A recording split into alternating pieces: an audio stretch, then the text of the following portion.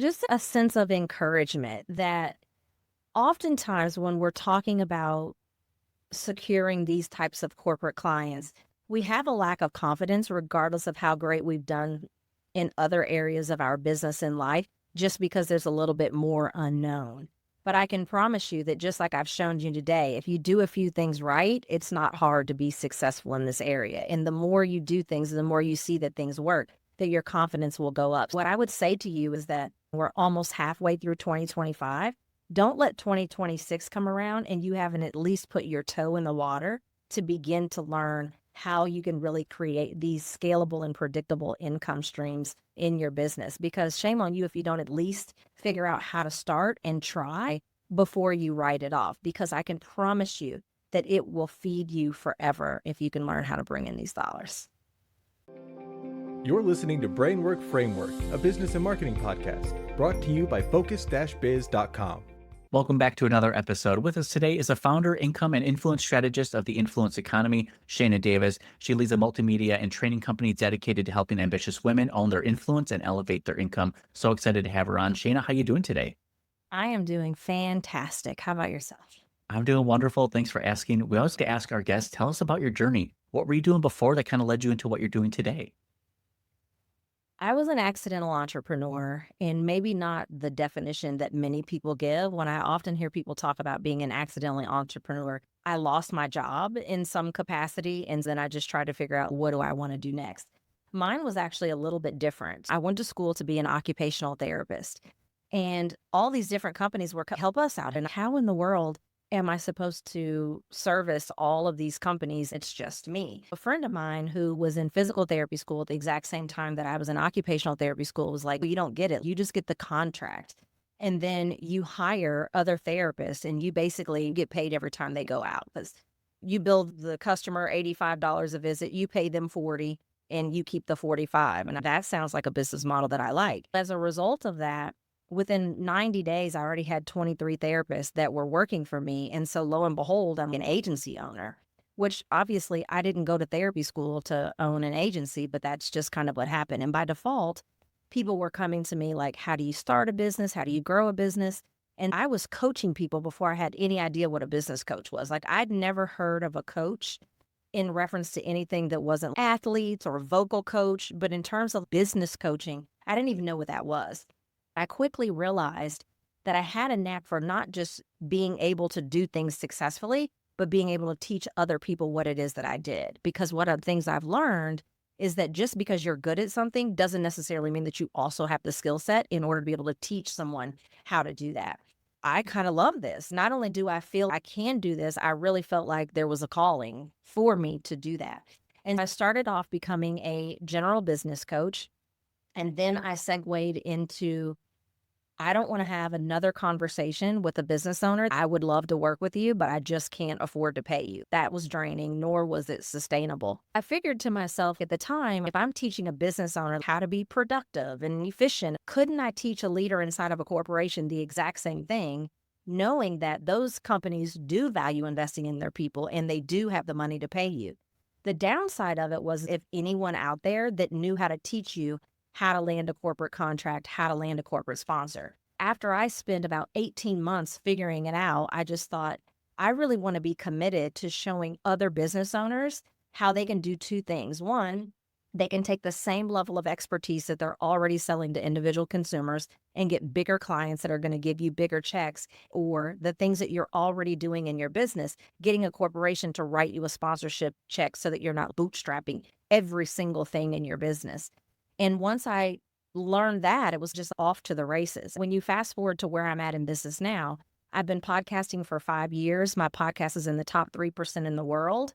And I realized how much easier it is for me to get a corporate client now that I have a show.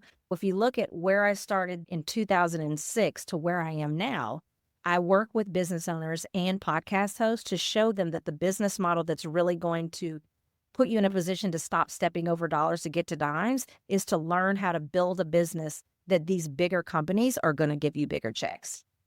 Absolutely. That is such an incredible journey and exactly the reason we wanted to have you on the show, because our audience is business owners, marketers, entrepreneurs, people who are trying to build themselves up and in different stages of their journey. And a lot of those instances, they haven't learned yet, or they're just Yeah. starting to learn.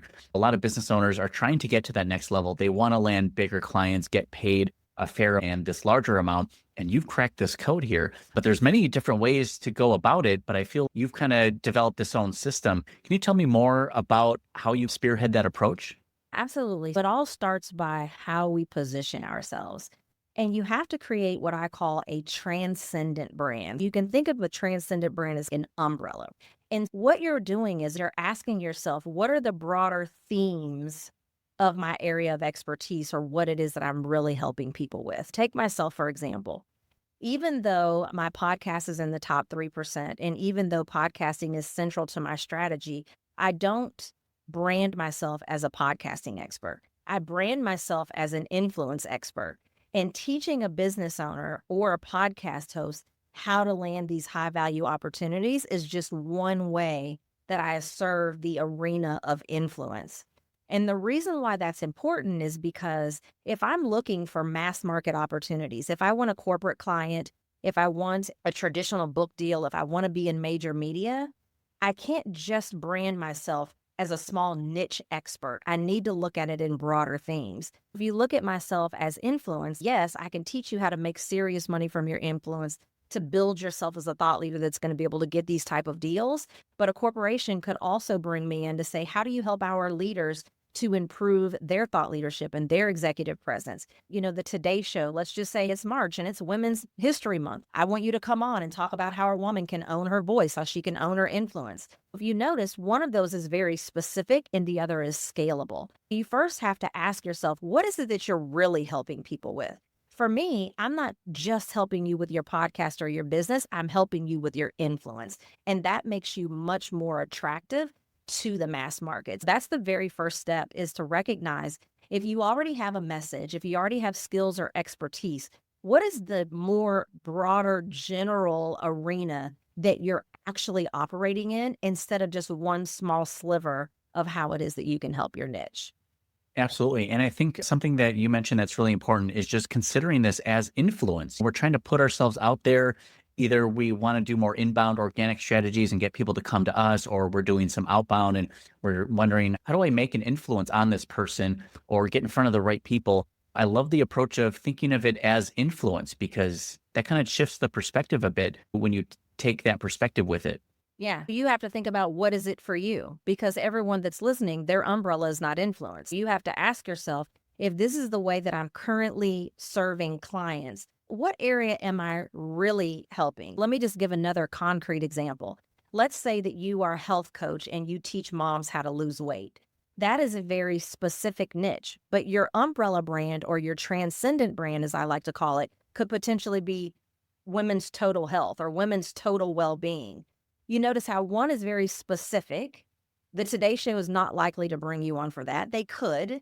A book deal is going to make a lot more sense if I'm talking about women's well-being, because they're like, listen, any woman could buy this that is interested in their well-being. It doesn't just have to be a mom that's looking to lose weight. You just have to ask yourself, what is the broader theme of the area that I'm really helping people in? And from there, it's just about packaging your positioning yourself so that you can show a person how you can help them solve a problem, just like you're already talking about what it is that you're doing now in your current business. That's the beauty of it, Chris, that this is not a far segue off. It's not switching directions. It's really just adding a different layer into what it is that you're already doing. And usually it's just a 15-degree shift. It's usually not like this complete overhaul. Now, for those who are potentially interested, but maybe they find themselves being on the introverted end, do you need to be really good at public speaking? Do you need to be extroverted? Do you need to have a personality to be successful in this, or can that skill set be taught and learned? It can absolutely be taught and learned. And the other thing is, just like anything else in business, you don't have to be forward facing in order to be able to land business. The exact same strategies that you're using to get your foot in the door with a client now are the same types of strategies that you can use. You can produce content, sometimes even faceless if that's your jam. But what the most important thing is that, can you articulate to a larger organization how you can help them solve their problems, just like you would if you are currently selling to individual consumers or other business owners? You don't have to be introvert. You don't have to be extroverted, but you do have to be clear. And many of us are not clear on our messaging. And if you can't say to someone in 5 seconds or less how it is that you help someone, then it doesn't matter how extroverted you are because you're going to be saying the wrong thing anyway. Guilty as charged. I've definitely been there and reworked my brand and who I thought I worked with, the audience, maybe the offer, the messaging, kind of going back to square one. But I think when I focus myself on what pain point am I solving? What solutions can I provide? And then I realize who's having those problems? How do I speak to them? And that starts to build this audience offer messaging. But once you dial that in, I feel you can scale to the bigger influence because now you're really honed in on your messaging. You know who you're targeting. You can speak to them. That kind of the process as well, where you kind of need to know a little bit before you go full influencer. You need to know what is the problem that they recognize they have and use the language that they use. And that transcends across regardless of who your target market is. Many of us are using these cute, clever ways to describe what it is that we do, and no one is laying in bed at night saying that to themselves. As the expert, we're talking to them about the problem that we know they're really having, which is usually the underlying problem. And that's not the problem that they recognize that they have. Again, I'm dropping business gems here right now, regardless of who your target is. What is the problem that they recognize that they have? No one is just laying in bed at night, if I could just thrive. But why do we say that? There's so many people. I help women over 50 thrive. Now, what it is that you help them do may be categorized as thriving, but no one is going to recognize that that's the problem that they have. Usually when it's the mindset or technical shifts that people need to make, that's usually not the problems that they think they have. You have to ask yourself, what is the problem that they recognize that they have? And it's the same thing if you're looking to get your foot in the door with a company that generates $50 million a year. What is the problem that they know that they have? And when you approach them, you don't approach them with, this is me and how big I am and how great I am and all the people that I've helped. You have to say to them, listen, here's what I know you're struggling with. For example, you want to do training and you're talking to the head of HR. Here's one of the things that I know that top HR professionals are always looking to attract and retain good talent. I would love to have a conversation with you about how we can support one another's efforts. Like, you nowhere in there that I say, this is the name of my business. I'm certified. I've been around for 19 years. I help companies do X, Y, and Z, because they don't care about you. They only care about the problem that they are being on the line for. That brings up a really great point and leads into some sales advice that I have learned and just experienced myself.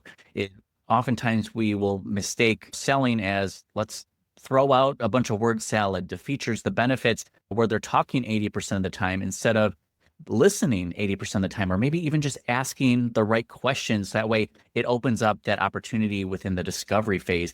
Do you find that as well, where people are focused on just the blurting out the word salad instead of asking the right questions? Absolutely. And here's the thing. The thing that you're talking about, this whole needs discovery conversation, happens once you get a meeting. The question is, what do you say to get the meeting to begin with? And you have to already have some idea of what it is that they're struggling with or what it is that you know that they're looking to accomplish. And that's not hard to find out. You have to speak to that in order to get the meeting. And then when you're in the meeting, ask all the questions about what it is that they're doing that's working, what it is that they're doing that's not working. What would it be like if you could solve that problem? The same type of conversations that you have if you're selling to an individual or a business owner. But if you lead with yourself and everything about you and your business, you're almost likely not to ever get the meeting to be able to ask those questions and really be able to have those deeper conversations that could move the process forward. Absolutely. Let's assume that we have done a really good job and we have that first meeting went really well. I feel the B2B space is a little bit different and can change based on just the size of the business. I feel like sometimes you're either speaking directly to the entrepreneur or business owner versus these bigger companies. Maybe there's a board you have to present your ideas to and the department heads. Is that process different when you're working small, medium, or large businesses? It is. You have to know who the decision maker is. The lower down the totem pole they are, the more they're going to have to sell up. You don't ever want to waste your time meeting with someone that does not have authority, that does not have decision-making power, because that would be the equivalent of someone tries to sell you something, and then you now have to go back and try to sell it to your spouse. And of course, it's a no because they don't understand it. They didn't have the opportunity to ask any questions. They didn't even have the opportunity to give any input at the beginning as to what it is that they wanted. For me, if I'm looking to even attempt to have a conversation with someone, I don't talk to anybody that's not at least at director level. Ideally, I want them to be at VP level or higher, but at a minimum, I want them to be at director level because most of the time below that, they're not going to have the ability to be able to say yes to you. And then you're just going to prolong the process or never get past that meeting because then they have to go back and try to sell it to someone else. And guess what? I can almost guarantee you 9 times out of 10, they are not going to position you or what you positioned in the way that you did to them. Absolutely. Let's assume that all of that went really well. Now we're about to submit a proposal. Maybe we kind of build ourselves into a set amount of deliverables so that it's scalable, or is it more white glove and we're going to customize it to you? Is there a certain approach you like to take? Can both be feasible, or is one just clearly better than the other? I'm a fan of co-creation. No one wants to feel like you just took an offer off the shelf. First of all, I don't do proposals. We'll get to that in a minute, but I don't submit proposals. During the needs discovery conversation, once I have identified what their challenges are, I say, okay, now let's talk about what that could look like in order to help get you results. From then, we're having a conversation about what is that going to consist of? Is it going to consist of 2 workshops? Is it going to consist of me working with your people one-on-one? Co-create what that would look like. Now, you have to be clear on what you want to do and what you don't want to do, because if you know that you want to be in and out as quickly as possible, you don't want to set it up that you're working with people one-on-one or over long periods of time. You want the ability to be able to co-create what that solution looks like, but you also want to be clear before you go into that conversation what type of work or engagement with that customer that you would want to be willing to do and what you wouldn't. Here's why I don't send proposals. Because if you've done that conversation correctly, there's nothing that I could say in a proposal that we have not already talked about during this last hour. Sending them a proposal, or if they ask you to send them a proposal, means that you didn't do a good enough job during that meeting. What I do is, if they ask me a proposal, and here's the truth, I cannot send you anything in a proposal that we have not already discussed. But here's what I can do. What if I sent you an engagement letter that recapped what it is that we just talked about, including the investment that we just talked about? Could you get that signed engagement letter back over to me by Friday if I get it to you by tomorrow morning? And if they start stammering and stuttering and oohing and ahhing and I got to do this, I got to do that, they either don't have any intentions of working with you or you didn't do a good enough job unpacking the pain or helping them to see how you're going to deliver that solution. But no, there is no proposal at this point. I've already proposed to you during this meeting what it is that I propose that we do. And we talked about what that was going to look like together. So now why do I need to send you a proposal?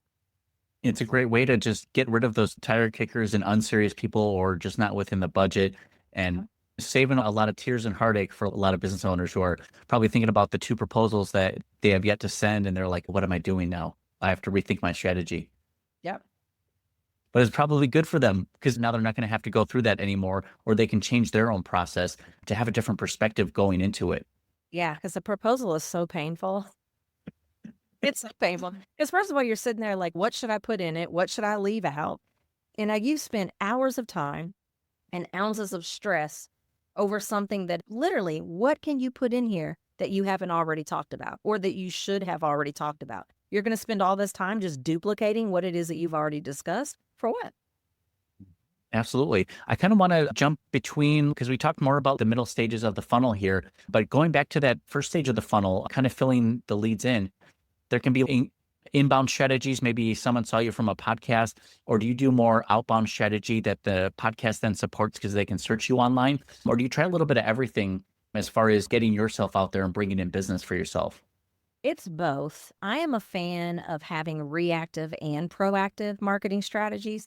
But if I just sat back and waited on somebody to find me and come to me, I would be in the food stamp line, regardless of what I was selling. And yes, you want to make sure that there's enough of a footprint of what it is you do so that people can discover you, whether they're discovering your show, whether they're discovering your social media, your blog, your website. You want to have some form of content out there so that people can discover you if you're searching for it. But I always want to be in the driver's seat. I'm always looking at what are the things that I can do? Where is my audience online and offline? And how can I go find them? When we were growing up, our mom said, don't get in the traffic because you'll get hit. Well, when you're in business, you want to put yourself in the traffic so that you can get hit or you can hit them. Absolutely. You can't just sit there idly by and just waiting and hoping that customers will come to you. You have to be proactive with that and make those introductions. And do you find that either direct selling is really helpful? Hey, I got XYZ and it'll do this. Or are you struggling with pain point? Or are you just going out, building connections, having great conversations first, and naturally it leads into business down the road? A version of that. I never lead with, here's what you're doing. Do you want X, Y, and Z? Because of course they're going to say no. Everybody likes to buy, but no one likes to be sold to. When you're talking about whether you're talking to somebody at a media outlet, whether you're talking to someone at a traditional publisher, if you're talking to someone at a corporation, they need to view you as their peer. The way that they can view you as their peer is that you have to speak to them in a way that demonstrates you already have an idea of what it is that they're experiencing. You have to be able to demonstrate to them that there's a commonality between you and them. Then you're extending the opportunity to have a conversation so that you can talk as peers, discuss what is working and what is not working as peers. You can discuss as peers how you support one another. You see how that's drastically different than the way people are currently pitching you, the people that are in your emails, the people that are in your LinkedIn after you get their connection request. They immediately jump into what you're experiencing. This is what I know you're experiencing. Do you want to experience that? Stop it. Hard stop. No thanks. Backspace. Regardless of what you're selling, stop it. Yes, I totally agree. And that's why I wanted to ask someone who's been through it all, who has gone through that experience, because I feel like we're all trying to get to this top level center of influence, be the authority leader to some extent, just to get out there so people know about us. But you see them make these mistakes with the direct selling. And like you said, people love to buy, but don't want to be sold to. That shift in perspective a bit can change the way that we take that approach to our outbound or inbound strategies. And I will say that if somebody's convinced you that you should sell that way, be real clear. I couldn't tell you the number of emails that I get, but I don't even know what you're talking about. You're trying to tell me that in this email that you're so convinced that I need this product or service, and I don't even know you haven't even been clear about what the product or service is, or you haven't even done your research to see if I do that. People will reach out to me and be like, well, you need this product or service for your XYZ. I don't even know what that is, nor do I have one. You've already shot yourself in the foot because you didn't even demonstrate to me that you took the time to make sure that I really need or could potentially need what it is that you sell. Do your homework and make sure that you're actually putting yourself in front of someone that could at least potentially have the problem that you're solving. And when you are speaking to them, make sure that you are so clear on what the outcome is. I don't care what your widget is. I don't care what your process is. I only care what the outcome is to me. Absolutely. This is some great advice, tips, and tricks. So deep into the conversation here. I do want to ask, for those who are in the audience, where can people find you and connect with you online? Yeah. So on social media, I'm primarily on Instagram, and I'm at Shayna Rattler Davis in there. Somebody has my new name. I couldn't just be Shayna Davis. So I'm Shayna Rattler Davis on Instagram, and then my website is shaynadavis.com. That is wonderful. And I believe you had a freebie for us where people can go to influenceeconomyplaybook.com. Is that still available with the code FREE? It is. But let me tell you, there's always one person that does not follow the instructions, and then they contact me and say they want their money back. When you go to the page, it's going to ask you, do you have a coupon code?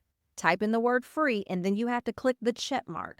When you click the check mark, it's going to zero it out to $0. Yes, it's going to ask you for your credit card number because that's the way e-commerce sites work. No, it is not going to charge you unless you don't click the check mark. If it still says $47 at the bottom of the page, then you know you have not followed this correctly. If you do that incorrectly and you get charged $47, do not contact me and ask me for your $47 back. I will probably give it to you, but I'm going to be more irritated with the fact that you don't follow instructions. And if you can't follow that simple instruction, you're probably not going to be able to do anything with what's in that playbook. But if you do know how to follow instructions, here's what you can expect.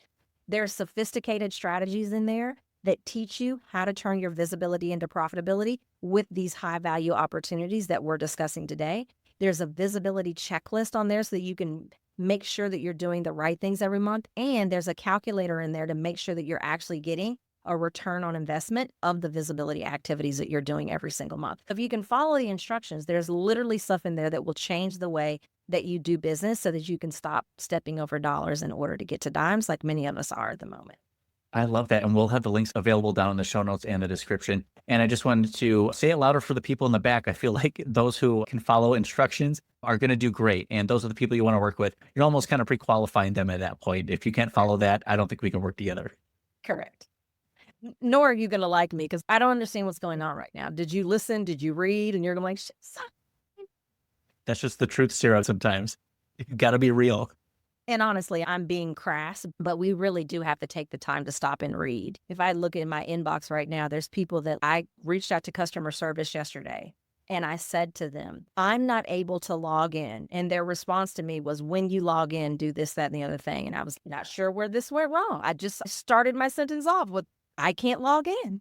And you start your sentence off with, when you log in. Learn how to read and follow instructions. We will post so far live.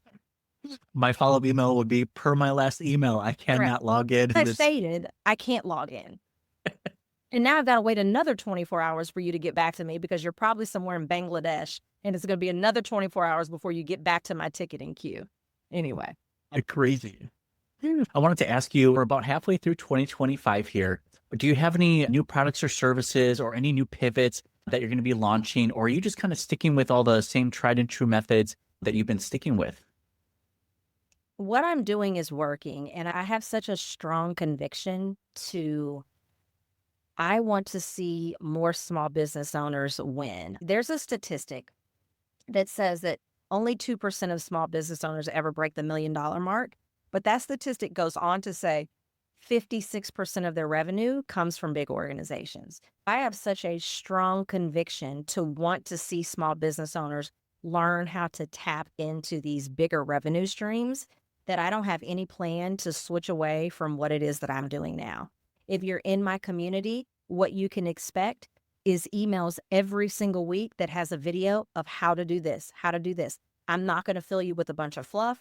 Every time you open up my email, it's not going to be to sell you something. It's going to be to teach you something. Now, will there be offers along the way? Absolutely, because I want to invite you into higher levels of being able to get stuff done. But I can guarantee you that if you follow me on Instagram or you get on my list, that every time I reach out to you, there is going to be something of value that you are going to be able to implement. I promise you that. I love value. I appreciate that. And just your approach to marketing and influence as a whole, your business strategies. These are tried and true methods. This is something that has worked for you and for many other people as well. And I think it's the right strategy that people should take your advice and start to implement. And if they hit a road bump, to reach out directly. Absolutely.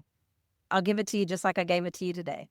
We like that, and we appreciate it. It is jam-packed with all this knowledge and tips and tricks here. Shayna, I just wanted to ask, is there anything we haven't talked about yet that we just want to open the floor up to you to share and speak with our audience? Just a sense of encouragement that oftentimes when we're talking about securing these types of corporate clients, we have a lack of confidence regardless of how great we've done in other areas of our business and life, just because there's a little bit more unknown. But I can promise you that just like I've shown you today, if you do a few things right, it's not hard to be successful in this area. And the more you do things, the more you see that things work, that your confidence will go up. What I would say to you is that we're almost halfway through 2025. Don't let 2026 come around and you haven't at least put your toe in the water to begin to learn how you can really create these scalable and predictable income streams in your business. Because shame on you if you don't at least figure out how to start and try before you write it off. Because I can promise you that it will feed you forever if you can learn how to bring in these dollars. Shayna, I love it. Thank you so much for taking the time from your wildly successful career to give us this advice and just tell us more about everything that's been working for you. We appreciate it so much. My pleasure. Thank you.